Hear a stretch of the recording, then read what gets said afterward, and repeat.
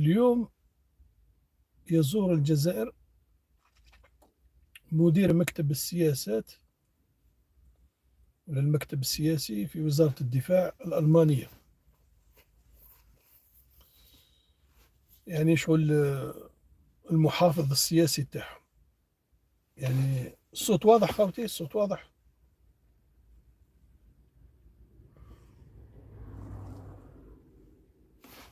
هل الصوت واضح خاوتي؟ 5 على 5. الحمد لله. اكسلون، بارك الله فيكم. نعتذر اللايف اللي قبله الصوت ما كانش مليح، ولهذا اللي ما سمعش مليح في اللايف اللي فات شرحنا الوضعية تاع الإمارات وكيفاش تفعيل مخطط الحرب في افريقيا لازم تساهم فيه الامارات. والامارات باش تساهم يلفو تساهم انتقاما من الجزائر، لان الجزائر دخلت مرحله وين دارت حاجه الجزائر للامارات ما تقبلش بها، وهي المعارضه العلنيه، العداوه العلنيه. اذا في علاقتك مع الامارات لازم دير 3 سطور تحت العداوه العلنيه، لان الامارات على بالها باللي كاع الناس يعاديوها، بصح ولا دوله قدرت تعاديها علنيه. إذا المعاداة العلنية للإمارات هي الحاجة اللي ما تقبلهاش الإمارات. الإمارات راهي تروح لعديد من البلدان على بالهم باللي ما يحبوهمش، إماراتيين على بالهم باللي منبوذين في العالم العربي، لكن لا تقبل العداوة العلنية. ولهذا الجزائر لما تقوم بعداوتها علنية ما ترتكب خطأ استراتيجي، وإنما هي توفر المبرر لتدخل الإمارات في إفريقيا وتفعيل مخطط الحرب فيها. إذن الإمارات راح تفعل مخطط الحرب في إفريقيا انتقاما من الجزائر ومنعها من تحقيق امتدادها الإفريقي الوهمي. ولهذا احنا واش قلنا لكم؟ احنا لما تتبع خطواتنا قبل ما نهضر لك على البريكس، انا علاش نصحت الرئيس تبون قلت له اختك من العمق الإفريقي، لأنني عارف أنه تفعيل مخطط الحرب سيشمل إفريقيا. ومستحيل الجزائر تروح توضع البيض نتاعها في سلة إفريقيا الوغ افريقيا مرشحه باش يفعل فيها مخطط الحرب. فهمت؟ وكاين بعض الناس يقول لك اليوم راك تهدر، لا يا خاوتي، انت دخلت جديد، مع احتراماتي لك سقسي لي زونسيان اللي قبلك هنا في الصفحه يقولوا لك متى احنا نبهنا الجزائر بعدم تحقيق ما يسمى العرق الافريقي. احنا عارفين ان مخطط ندير الحرب راح يكون، عارفين الافونس بلي افريقيا راح تكون ضحيه وراح تعرف تفعيل مخطط الحرب فيها. ما كان عندها عامينها ولي زونسيون يقولوا لك. انت جيت البارح راك تطرح لي اسئله وتقول لك تكبر علينا، مش تكبر عليك انا يا اخي، مش تكبر عليك. اطلب من لي زونسيون يفهموك، واحد من لي زونسيون اطرح سؤال في الاخر ويجاوبوك. كاين اخوه بارك الله فيهم يقدروا يجاوب، بس ما نقدرش نجاوب على كاع الناس. واتساب ميسنجر والاخر منا تليجرام شريك انا. فهمت؟ ضربه قديمه. الفكرة الثانية اللي حبيت نصححها لكم وشنو هي؟ هضرنا على العرق الإفريقي، كيفاش الجزائر ستتجه فعلا إلى العرق الوهمي ولن تتعرق بصفة طبيعية. هذا الفكرة واش تذكركم؟ تذكركم بفكرة أخرى كنا نصحنا بها النظام، وشنو هي؟ السلطات والوزارات والدولة والصحافة والإعلام يتحدثوا على العرق الإفريقي. كاين واحد برك جاب لي ربي اللي قال لكم بلي العرق الإفريقي ما كاش منه. خطأ، لأنه إفريقيا راح يفعل فيها مخطط الحرب، وان الجزائر عرقها الافريقي مهدد بالاخر، ومن الافضل انك تنفستي في. اذا الجزائر ستتجه شيئا فشيئا الى التخلي عن العرق الافريقي، لكن ستحافظ على العرق الوهمي. هذه الفكره تذكركم خويا وائل بارك الله فيك بفكره اخرى كنا هضرناها وما حبوش الناس يامنوها، هي قضيه البريكس. لما كانت الجزائر كلها تنادي بالبريكس، جاب لي ربي انا واش راني نشوف، واش راني عندي عقل يتبع، واحد برك اللي كان يقول لكم باللي البريكس ما كاش منه. فهمت؟ باللي البريكس ما كاش منه خرطي وخطر على البلاد. صح ولا ماشي صح؟ اذا تحليلاتنا الاستراتيجيه في بعض الاحيان تتعارض والخطاب السياسي تاع الدوله. انت تخرج تشوف سلطات عليا في البلاد واعلاميين ووزراء ومسؤولين يشيدون ذلك الخطوه، تسمعني انا نقول لك العكس، نورمال ما تامنيش، بصح راني نقول لك دوكا تلاحظ معي على انه العرق الوهمي سيتشكل لك، وما كاش عرق افريقي حقيقي. والدليل غلق الحسابات اللي هضرنا عليهم الصباح.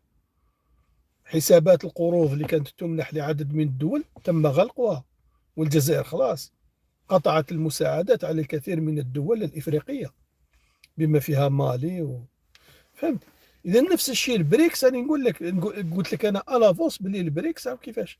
دوكا هاني نقول لك، هاني نعطيك فكرة. يا أخي دوكا الإذاعة والتلفزيون والإعلام كله راه يهدر على تعظيم الإنجازات. هاني نقول لك باللي في نهاية المطاف ستصحح سياستك، وأن سياسة تعظيم الإنجازات هذه حبلها قصير. ما تقدرش انت تواصل في اعتماد هذه السياسة لمدة عام حتى الانتخابات الرئاسية المبرمجة في ديسمبر 2024. وكي نقول لك انايا انه هذه السياسة عندها آثار على المستوى الدولي، ستضعف الدور الجزائري الدولي وستؤجج الشارع داخليا.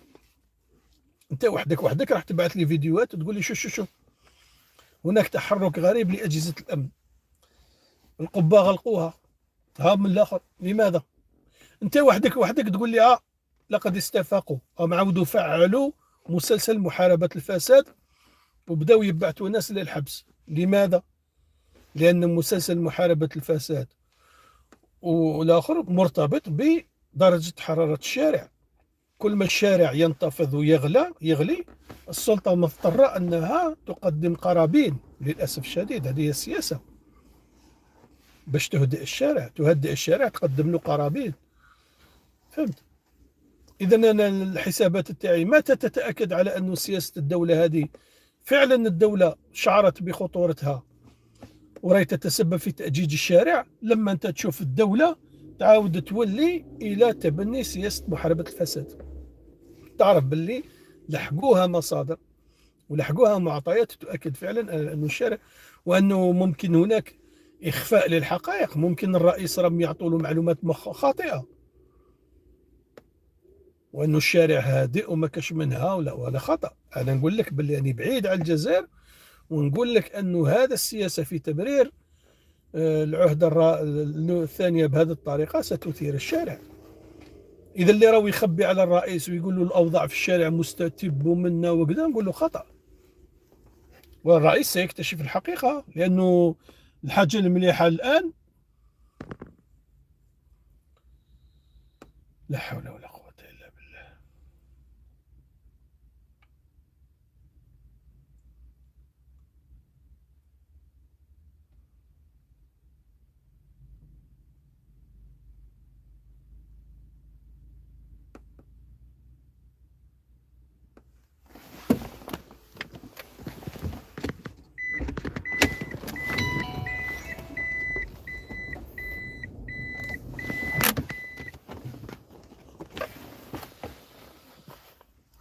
الحاجة المليحة اللي راه عنده الرئيس تبون هي عنده تعدد مصادر المعلومة.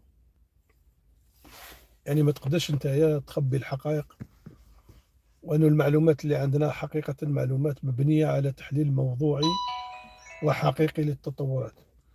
إذا قضية البريكس أيضا، قضية البريكس للأسف الشديد احنا تنبهنا على أن البريكس ما فيهاش. ولهذا كما نقولوا حنايا في نهاية المطاف تتأكد السلطة على أن البريكس يعني حبل قصير وسرعان ما.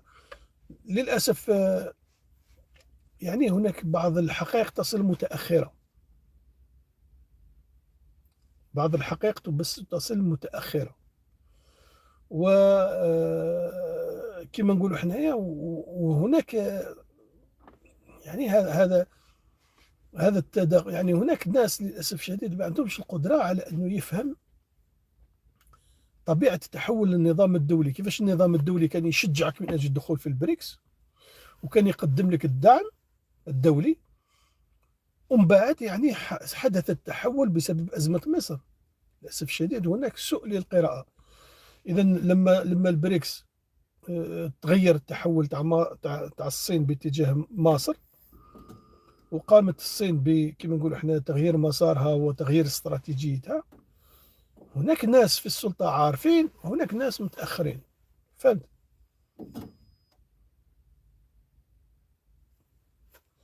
فهمت. ولهذا السلطة السياسية تاعنا ممثلة في رئيس الجمهورية يعني كانت حاطة البريكس هدف سياسي أول، ومن بعد مع مرور الوقت بدأت تشوف أنه الحظوظ من أجل الدخول في البريكس بدأت تتضاءل.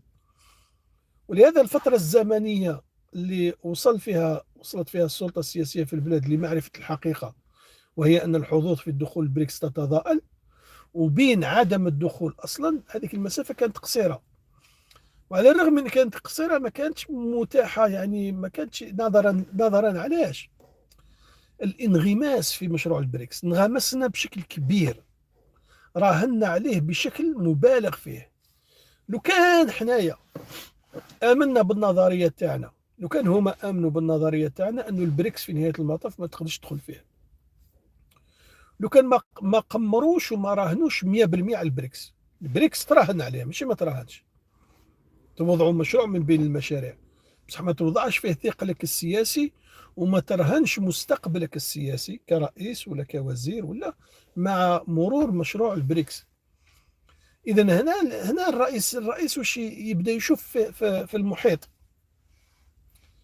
في المحيط كيفاش ما قدرتوش تنبهوني على انه البريكس ما راحش ندخلوا، وكيفاش ما قدرتوش تنبهوني على انه البريكس هذا قد تم تغيير مساره. وفينالمو اخر دوله اكدت علينا، اكدت باللي البريكس اصبح لا يصلح هي الارجنتين.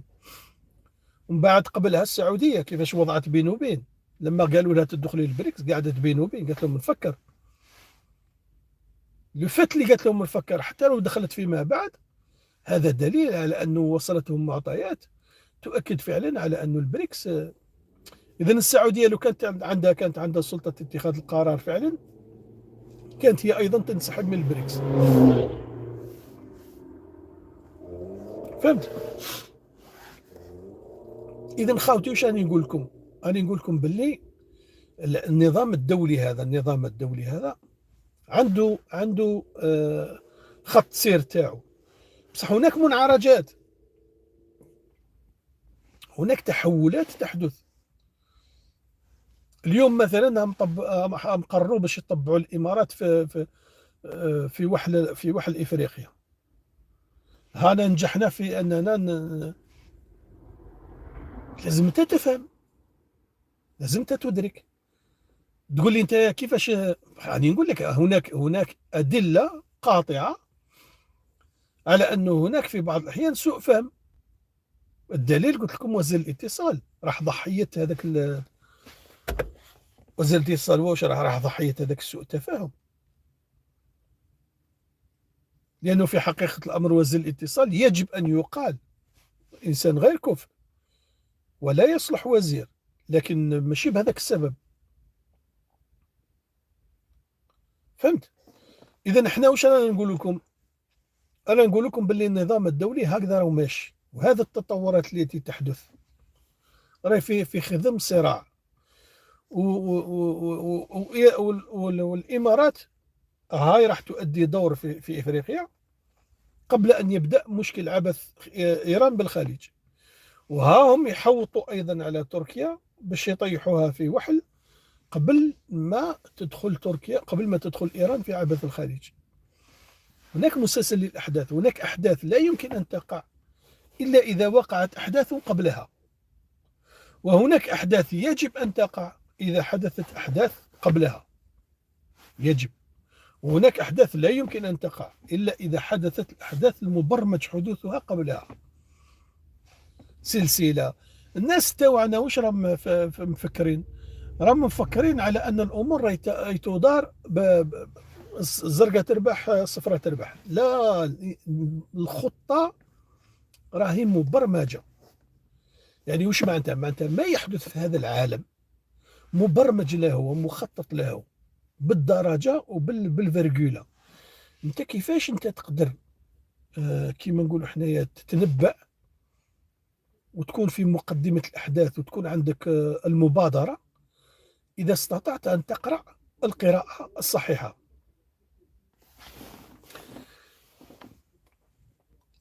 اسمح لي تشوف، فهمت؟ إذا أنت قرأت الأحداث قراءة صحيحة فإنك أنت راح تسبق الأحداث وتولي تتوقع، تولي مثلا تقول باللي الإمارات ستعبث بإفريقيا، ستشاهد الإمارات كيفاش تولي تمول عملية انقلاب، تمول مجموعات مسلحة، تمول قبائل، تدخل هذه في هذا، تثير الصراعات.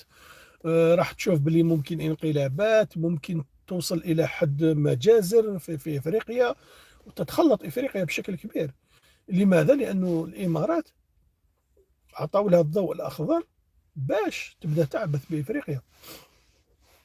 إذا الإمارات لما تأدي هذاك الدور تأديه افيك بليزير. علاه؟ لأنها تبطل مشروع لدولة كانت تحداتها وأعلنت العداء المباشر لها، وهي الجزائر. إذا احنا وش نتوقعوا؟ نتوقع أن الجزائر ستواصل في إظهار اهتمامها بإفريقيا وعرقها الإفريقي، سيتواصل وراح تظهر كأنها مصممة على امتدادها الإفريقي. بالمقابل راح نشوفوا إصرار إماراتي بشكل كبير على زعزعة استقرار الدول جنوب الجزائر. فهمت؟ إذا مثلا تقول لي الخلاط حتى من يوصل، مثلا تقول لي هل الجزائر ستصر على إنجاز أنبوبها؟ نيجيريا الجزائر ستصر، الجزائر ستصر، لكن من الذي سيبطل الأنبوب النيجيري الجزائري؟ شكون؟ من الذي سيبطل الأنبوب هذاك الذي تريد الجزائر أن تربطه بنيجيريا؟ شكون؟ هي الإمارات. فهمت؟ إذا تقول لي الإمارات مع المغرب مع راهم يتآمروا عليك، نقول لك حتى في تآمرهم علينا رانا في الفائدة، رانا مستفادين من تآمرهم علينا. ولهذا أنت وش لازم تفهم؟ لازم تفهم حاجة، على أنه يجي كونفاس ويدير لك لو فار بلا، يعني شو راهو في لوطوروت، لوطوروت ما ديرش هكذا.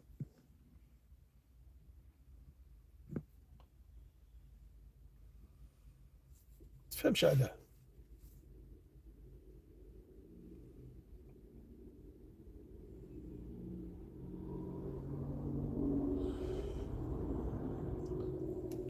الله غير عماني الكتيبة ما نمشي نشوف فيها.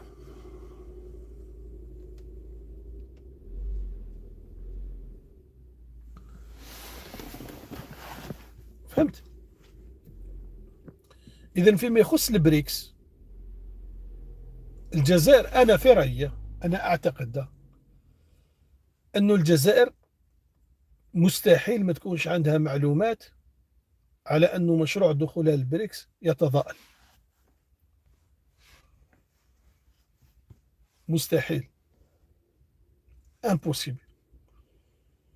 تقول لي لماذا الجزائر مالغري المعلومات اللي وصلتها بأن حظوظها في الدخول في البريكس ضئيلة، بصح واصلت إلى آخر لحظة في التظاهر بالدخول في البريكس. عندها أهداف، عندها أهداف، لأنه من مصلحة الجزائر أنه تحدث هذاك التسابق من أجل الدخول في البريكس. وأنه احنا كجزائر في نهاية المطاف، علاش قلت لك هناك تعارض بين الدور الدولي الدور الاستراتيجي للجزائر. خبراء الخطة الاستراتيجية في الجزائر أعتقد أنهم كانوا مدركين على أن الجزائر ما تقدرش تدخل البريكس. كانوا مدركين على أن الجزائر في نهاية المطاف سوف لن تستطيع الدخول في البريكس. فهمت؟ تقول لي لماذا أصرت السلطة السياسية في البلاد إلى الدخول في البريكس إلى آخر لحظة؟ لأنه في نهاية المطاف صار التحول. الدخول في البريكس مع الأول كان هدف استراتيجي وهدف شأن عام، لكن صار التحول وأصبح الدخول ليس ضرورة. تقول لي الجزائر لماذا أصرت على الدخول في البريكس إلى آخر لحظة؟ أنا نقول لك باللي من مصلحة الجزائر دفع دول معينة إلى الانخراط في البريكس. فهمت؟ وبارك الله فيك. ومن مصلحة الجزائر في الخطة الاستراتيجية، ماشي في الخطة الشأن العامة، لأنه عدم دخول الجزائر في البريكس أثر على الشأن العام، يعني أثر على المشروع السياسي تاع البلاد. لكن في الخطة الاستراتيجية خيانة الصين لك هذه هي اللي راح ترفع حظوظك في سقوط الصين عندك. علاه؟ لأنك أنت مثلا الصين تريد أن تسقط في نقاط معينة، لكن بالنسبة لها الجزائر لا تريد السقوط فيها. لماذا الصين لا تريد السقوط في الجزائر؟ لأن بالنسبة لها الجزائر نقطة ضعف. علاش؟ يقول لك الشناوى الجزائريين راهم شاريينها لنا، على جنة ما دخلوش للبريكس، وعلى جنة وعلى جنة وعلى جنة، بالإضافة إلى أن الجزائر ماهيش بلد مديونية، ومن الأفضل أننا ما نطيحوش فيها. إذا نقطة سقوط الصين في الجزائر، باش نعاود نذكركم التحليل الأول وشنو هو، ما هوش نقطة سيادية، ما هوش قرار سيادي صيني. فهمت؟ ما هوش قرار سيادي صيني. يعني لما تجي الصين تحب تسقط، ما راحش تخير هي الجزائر، ما راحش تخير الجزائر هي. إنما بارك الله فيك، إنما الصين بالنسبة لها الجزائر راح تكون أمر مفروض عليها، محتم. فهمت؟ أمر محتم. إذا الجزائر بالنسبة لنا حنايا ما زالت تحتفظ بخيانة الصين لها. الجزائر ما زالت تحتفظ بخيانة الصين لها. تقول لي روسيا، لماذا لم تساعد روسيا الجزائر في الدخول؟ أنني نقول لك باللي روسيا لو كان الجزائر دخلت إلى البريكس، حصة روسيا في الجزائر ستتضاءل. يعني الجزائر وش تدير؟ تولي تقسم رقم أعمالها اللي تحققوا مع روسيا، تقسموا مع الهند ومع كذا. إذا روسيا كان من مصلحتها عدم إدخال الجزائر في البريكس، لأنه علاه من مصلحتها إبقاء الجزائر خارج البريكس، خارج البريكس. ولهذا الشأن العام في الجزائر كان يرغب في دخول الجزائر في البريكس، لكن الخطط الاستراتيجية تقول لا، ليس من مصلحة الجزائر الدخول في البريكس، لأننا بهذا الشيء راح نفقد حليف استراتيجي اللي هو أيضا روسيا. إذا حنايا واش راني فاهم فيك، أنه عدم دخول الجزائر في البريكس كان هناك تأخر من جهة ما في فهم الوضعية، بينما لما أدركوا على أن الجزائر حظوظها في الدخول في البريكس كان وقت التراجع قليل.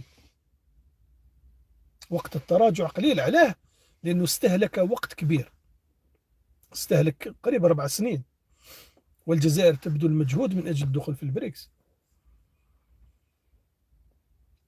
فهمت؟ روسيا مع المنافذ، ما هيش مع بارك الله فيك.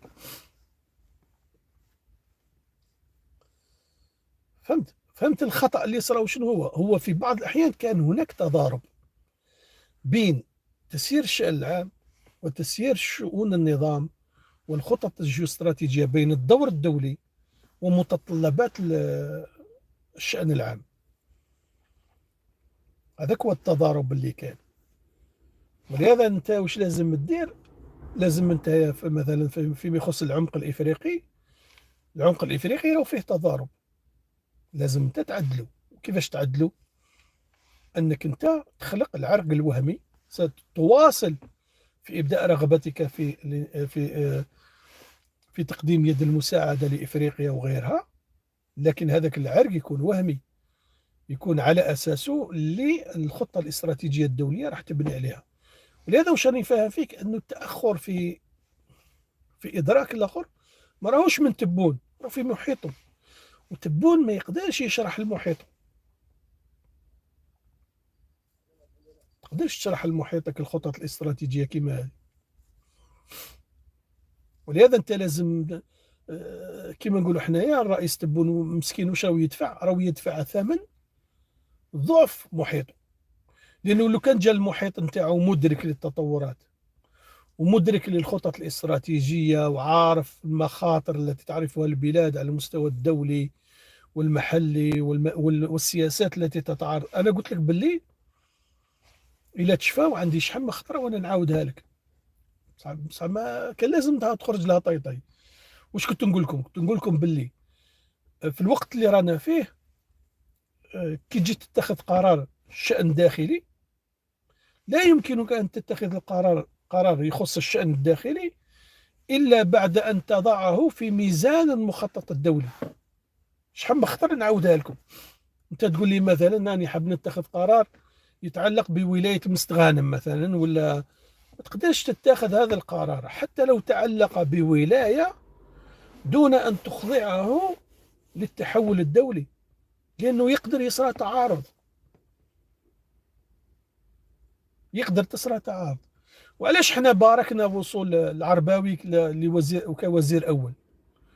وصلنا وباركنا وصول العرباوي كوزير أول لأن المرحلة تتطلب وزير أول مدرك بالتحولات الدولية.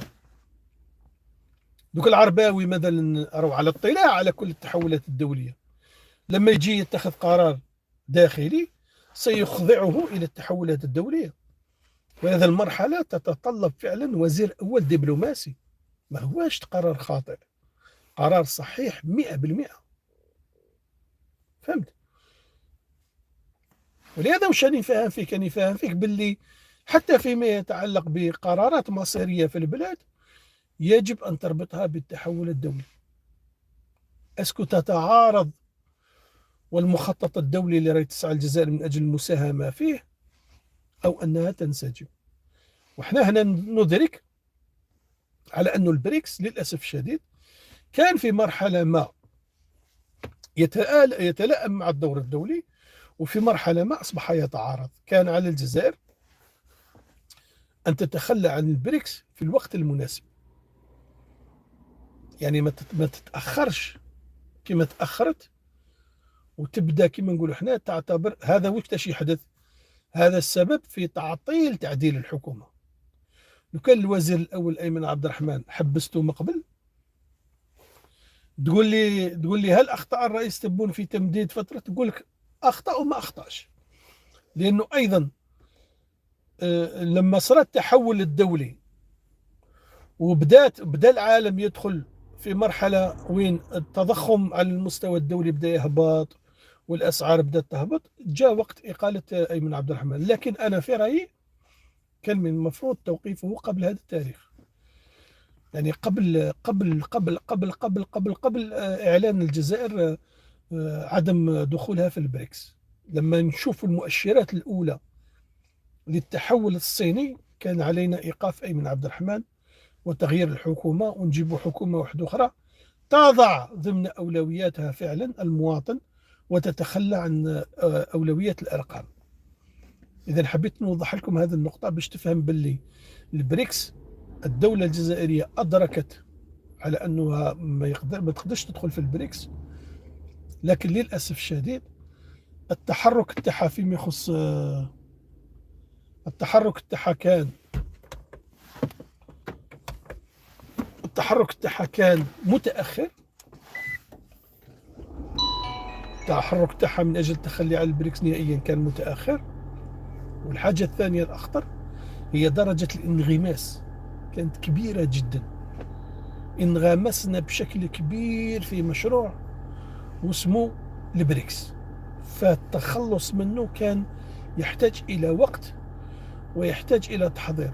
وتاني بعض الناس حتى ولما خرجنا من البريكس ناس مازالها تؤكد وتلح على ضرورة المحاولة في الدخول في البريكس مرة أخرى.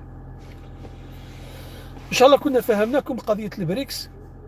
ما هياش الحالة الوحيدة التي تؤكد التداخل هذاك، وما هياش إقالة فقط وزير الاتصال، وما هياش طريقة إعلان العهدة الثانية بهذه الطريقة، وما هياش. إذن كل هذه التداخلات هذه نتمنى إن شاء الله أنه النظام السياسي تاعنا يعرف كيفاش يتجاوزها من خلال أنه يكثر ويزيد يرص الصفوف أكثر. ماشي هذا هو الوقت اللي الجزائريين كما نقول حنا يتفرقوا، لا، هذا الوقت باش الصفوف تكون متراصة أكثر، ويكون كل واحد فيهم يساهم في تعديل سياساته حتى لا تتعارض، والأهداف الحيوية للبلاد وأهمها الدور الدولي. يعني نضع الدور الدولي في كما نقول احنا عنده الأولوية. وإذا أردنا تحقيق إنجازات داخلية، سواء البريكس أو العهدة الثانية أو علاقاتنا مع الإمارات أو عرقنا الإفريقي أو تحطيم التنظيم المالي الهرمي أو غيرها من السياسات الداخلية، يجب علينا أننا نتوحد أكثر. أما الناس اللي راهي تصنع النميمة وتقول لك باللي كاين ناس ماهيش موافقة على تبون عهدة ثانية، لازم نطيروهم، لازم نطيحوهم، لازم كذا، هذو الناس واش راهم يديروا؟ راهم يفرقوا في الصفوف، وراهم يدخلوا البلاد في صراعات داخلية الجزائر في غنى عنها. سبب هذا كما نقولوا حنايا التعارض الخفيف، ماهوش طارئ، يعني ماهوش حاجة كبيرة، هو هذاك التعارض في تنفيذ السياسات. هذا ما كاين حتى واحد من النظام زعما يعارض مثلا فكرة عهدة ثانية لتبون. مثلا الناس تتهم شنقريحة بأنه لا، كيف شنقريحة يمشي معاك، يروح معك حتى لتندوف ويدشن. هذا السيد تسمى ماهوش معارضك في العهدة الثانية، ما كاش منها، يكذب عليك الكاذب اللي يقول لك مثلا أنه شنقريحة يعارض العهدة الثانية. هو يمشي معاك. راهو في مجلس الشعبي الوطني هذاك اجتماع الغرفتين، لما الناس خرجت تتصفق وتقول عهدة ثانية، ناض وصفق معاهم. إنما ناس تريد زرع النميمة. علاش؟ باش الهدف تاعهم شنو هو توسيع نفوذهم. للأسف الشديد يعتبر أن العهدة الثانية هي فرصة له من أجل توسيع النفوذ، ماهوش يعتبر أنه مصلحة تبون هي الأولى. مثلا عندك مصلحة الجزائر ومن بعد مصلحة تبون. إذا مصلحة تبون وش لازم تكون؟ لازم تكون من أجل أنه ينجح في أنه يرص الصفوف، خاصة بين المؤسستين العصبيتين في البلاد. لكن أنا مثلا لما نبحث عن مصلحتي الشخصية، ماذا بيا العهدة الثانية تكون على أنقاض ناس واحد أخرين. يعني ندفع تبون باش يكرازي ناس ويجوز عليهم، بعد تغير السياسات هذيك وتغير التحالفات يوسع لي أنا من صلاحياتي ويوسع لي من نفوذي ضمن محيط تبون. هذا خطأ. علاه؟ لأنه هذه السياسة هذه راك تسبق مصلحتك الشخصية على مصلحة الجزائر ومصلحة تبون، وتريد أن ينتقل تبون إلى عهدة ثانية، لكن ليس بنفس الأشخاص، بأشخاص جدد.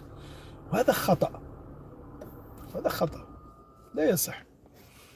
وهذه النصيحة اللي نقدمها، وإن شاء الله تكون سور الناس اللي راهي مطلعة فهمتني، والشعب ما يهمش. إلا ما فهمنيش ما يهمش، على بالي بلي مرحيين فهموني، بصح الناس اللي ما فهمتش هذا رسالة موجهة إلى الجزائريين في النظام. إن شاء الله ما تكونش هذه فرصة باش كما نقول حنايا، لأنه ليس هناك داعي، ما ناش مضطرين إلى أن كل واحد يسعى بالقوة إلى تغيير محيط الآخر. وإن شاء الله الجزائريين يديروا يد في يد ويتجاوزوا هذه المرحلة، لأنها خطيرة جدا. لأننا احنا الناس هذو اللي راهم مش فاهمين اللعبة، لأنه إذا ما كناش يد واحدة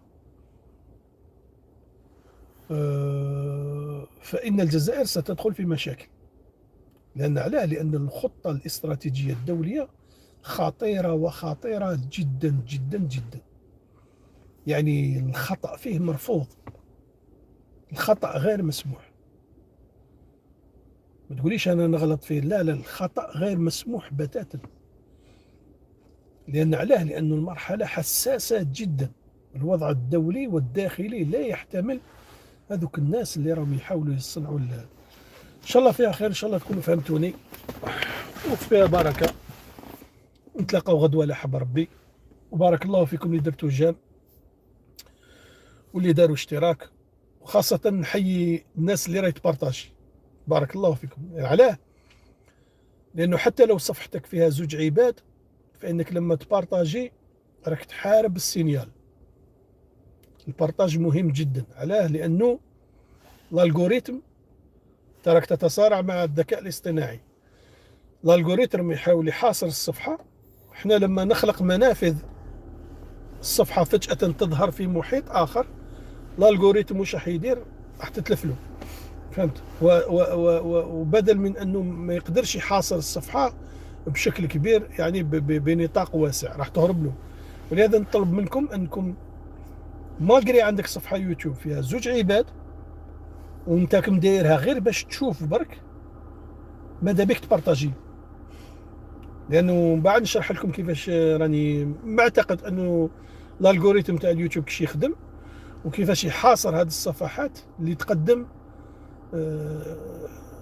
الوعي الحقيقي، وكيفاش هذا الاسلوب راح يسمح بابطال وسيقوم ب كما نقولوا احنا انهيار مخطط محاصره الصفحه. حتى لو ما عندكش مشتركين، بارطاجي في الصفحه تاعك. حتى لو الصفحه تاعك خوك ما يعرفهاش، ما يهمش، ماكش دايرها باش دير لابيو. نطلب منك برك دير هذه الخطه باش نطردقوا الذكاء الاصطناعي، باش زعما نريبوا هذاك المخطط اللي يحاولوا يحجموا الصفحه ويمنعوها من الانتشار، وراهم مانعينها من لا نوتيفيكاسيون وغيرها. بارك الله فيكم. بارطاجي خويا الصفحه تاع اليوتيوب، بارطاجيها. مام في الفيسبوك، اذا عندك صفحتك في الفيسبوك بارطاجي الفيديو تاعنا في الصفحه تاع الفيسبوك، حتى لو كان ما فيهاش كاع مشتركين، حتى لو كان على بالك باللي قد ما يكون الاشتراك ماشي باش تجيب لي منخرطين، ماشي محتاجه. الصفحه راهي منتشره بشكل كبير، رانا واقيلا قريب في بعض الاحيان كنا نلحقوا 10,000 ابوني كل شهر، رقم كبير جدا. ماشي باش نجيب مناضلين، قلت لك مناضلين، نجيب منخرطين جدد، ولكن باش نشوشوا على الالغوريثم اللي راهو يحاول يحاصر الصفحه. ان شاء الله فيها خير، ومن بعد نشرح لكم الطريقه هذه باش اللي عنده مشكل فيها خير ان شاء الله. بارك الله فيكم. السلام ورحمه الله.